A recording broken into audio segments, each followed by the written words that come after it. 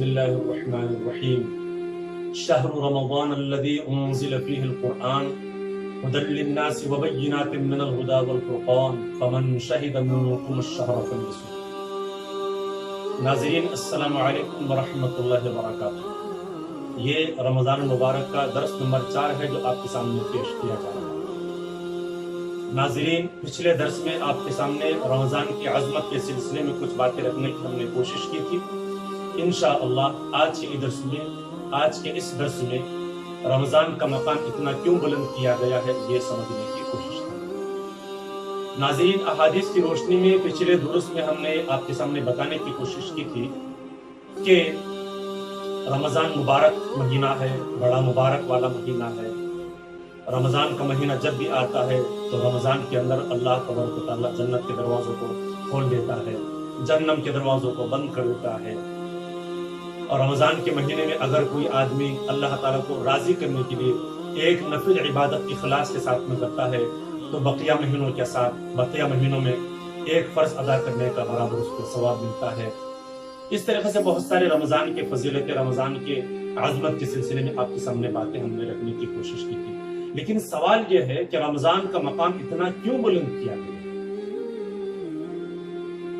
اگر ہم تاریخ کی کتابوں سے معلوم کرنے کی کوشش کریں، ایک تفسیر ہے، تفسیر مظہری کے اندر یہ بیان کیا گیا ہے کہ اللہ تعالیٰ کی پچھلی کتابیں جو پچھلے انبیاء پر نازل کی گئی، تورات ہے، زبور ہے اور انجیل ہے، یہ سارے کے ساری کتابیں، اور خود قرآن مجید کے بارے میں بیان فرماتا ہے اللہ تعالیٰ کہ اس کتاب کو رمضان میں نازل کیا. تفسیر مظہری کے اندر جلد نمبر 1 میں صفحہ نمبر 195 میں پارٹ نمبر 1 اور پیج نمبر 195 میں تورات کے بارے میں بیان کیا گیا ہے کہ تورات رمضان کی 6 تاریخ کو نازل کی گئی. زبور کے بارے میں بیان کیا گیا کہ زبور رمضان کی 18 تاریخ کو نازل کی گئی. اور انجیل کے بارے میں بتایا گیا ہے کہ انجیل رمضان کی 13 تاریخ کو نازل کی گئی.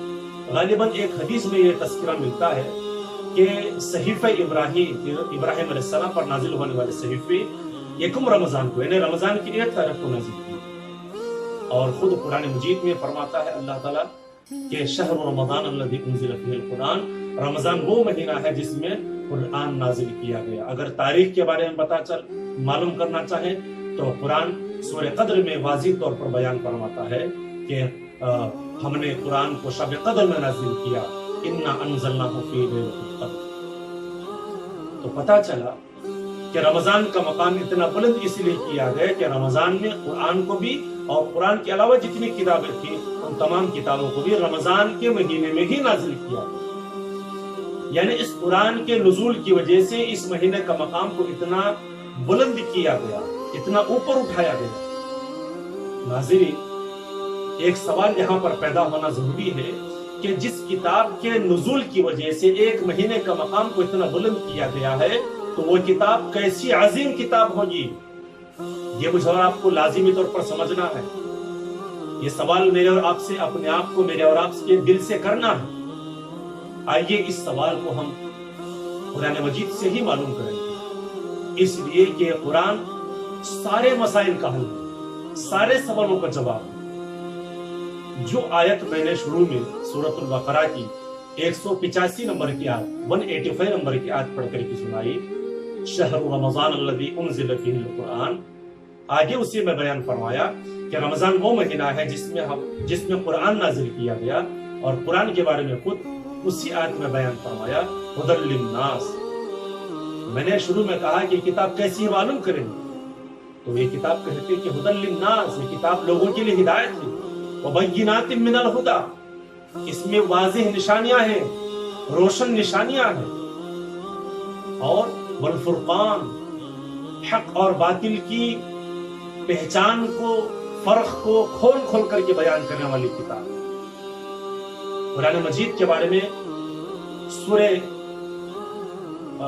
سورہ یونس کے اندر بیان کیا گیا ہے آیت نمبر 57 میں، یا ایھا الناس قد جاءتکم موعظۃ من ربکم، اے لوگوں تمہارے رب کی طرف سے تمہارے لیے نصیحت آئی ہے. قرآن نصیحت ہے. وشفاء لما فی الصدور، دلوں کے امراض کی شفا ہے. وَهُدًى وَرَحْمَةٌ لِّلْمُؤْمِنِينَ، یہ کتاب ہدایت ہے اور رحمت ہے مومنین کے لیے۔ سورہ الانعام میں قرآن کے بارے میں بیان فرمایا کہ وَهَذَا كِتَابٌ أَنزَلْنَاهُ مُبَارَكٌ، یہ جو کتاب نازل کی گئی ہے ہم نے، یہ کتاب بڑی برکت والی کتاب ہے، بڑی مبارک کتاب ہے۔ اس طریقے سے قرآن مجید میں خود قرآن کے بارے میں کئی جگہ پر بیان کیا گیا ہے کہ یہ کیسی کتاب ہے، اس میں کیا کیا چیزیں ملتی ہیں۔ قرآن مجید میں خود قرآن مجید کی عظمت کو کئی مقامات پر بیان کیا گیا۔ میں نے 2-3 جگہ کی آیت آپ کے سامنے نوٹ کر کے بیان کیا۔ ناظرین، اسی وجہ سے اس عظیم کتاب کے نزول کی وجہ سے اس رمضان کے مقام کو بلند کیا گیا۔ ناظرین، پتہ چلا کہ اس کتاب کی حقیقت کیا ہے، یہ کتاب کیسی عظیم کتاب ہے۔ اب یہ چونکہ کتاب اللہ نے نازل کی ہے، اس کتاب کے ساتھ میرا اور آپ کا کیا تعلق ہے، یہ بھی سمجھنے کی بات ہے۔ انشاءاللہ اس بارے میں ہم اگلے درس میں سمجھنے کی کوشش کریں گے کہ اللہ نے اس کتاب کو کیوں نازل کیا۔ اب یہ اللہ نے کتاب نازل کیا تو میرا اور آپ کا بیہیویئر اس کتاب کے ساتھ میں کیا ہے، میرا اور آپ کا تعلق اس کتاب کے ساتھ میں کیا ہے، کیا ہم نے اس کتاب کے حق کو ادا کرنے کی کوشش کی، یہ اگلے درس میں ہم سمجھنے کی کوشش کریں گے۔ میں اللہ تعالیٰ سے اس موقع پر دعا کرنا چاہتا ہوں کہ اللہ تعالیٰ مجھے اور آپ کو قرآن مجید کو پڑھنے کی توفیق عطا فرمائے۔ اگر ہم نے قرآن کو پڑھنے کی کوشش کی ہے تو ایک قدم آگے آ کر کے قرآن مجید کو سمجھنے کی توفیق عطا فرمائے۔ ہم نے سمجھنے کی اگر کوشش کی ہے تو قرآن مجید کو عمل کرنے کی اللہ تعالیٰ ہم سب کو توفیق عطا فرمائے۔ وآخر دعوانا الحمد للہ رب العالمین۔ السلام علیکم ورحمۃ اللہ وبرکاتہ۔